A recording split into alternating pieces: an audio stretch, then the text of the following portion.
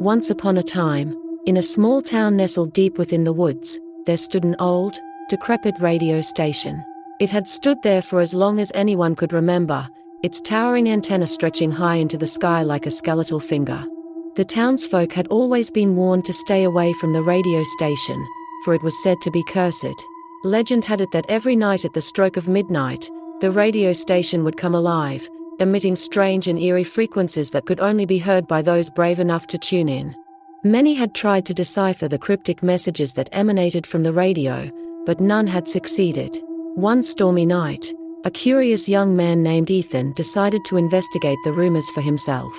He had always been drawn to the mysterious and unexplained, and the allure of the cursed radio station was too much for him to resist. Armed with a flashlight and a portable radio, he made his way through the dense forest to the station. As Ethan approached the radio station, the wind howled through the trees, whispering warnings in his ears. Ignoring the ominous signs, he stepped inside the dilapidated building.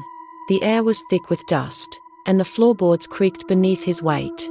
The flickering light from his flashlight revealed ancient equipment, covered in cobwebs and rust. With trembling hands, Ethan switched on his portable radio and tuned it to the frequency that had been rumored to carry the cursed messages. Static filled the airwaves, and his heart raced with anticipation.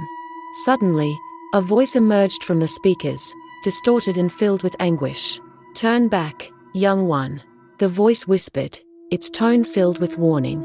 "These frequencies are not meant for mortal ears." But Ethan, driven by his insatiable curiosity, refused to heed the voice's warning. He continued to listen, his mind captivated by the strange and haunting melodies that emanated from the radio. As the night wore on, the frequencies grew more intense, and the once faint voices became clearer, their words seeping into Ethan's mind like poison. Images of unspeakable horrors flooded Ethan's thoughts. He saw shadowy figures lurking in the darkness, their eyes filled with malice. He heard the agonized screams of those who had fallen victim to the cursed radio station. The once beautiful melodies turned into a cacophony of despair, driving him to the brink of madness. Desperate to escape the grasp of the cursed radio station, Ethan tried to turn off the radio, but it refused to obey. The voices grew louder, their words a twisted symphony of torment. The walls of the radio station seemed to close in on him, trapping him in a nightmarish prison. As the clock struck midnight, the radio station unleashed its final assault. The voices merged into a single, malevolent entity, its words reverberating through Ethan's very soul. The pain became unbearable, and with a scream that echoed through the night, Ethan collapsed to the floor, his mind shattered.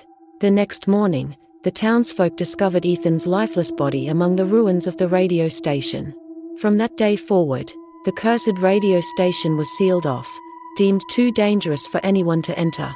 But the whispers of its dark secrets continue to linger, a haunting reminder of the horrors that await those who dare to listen.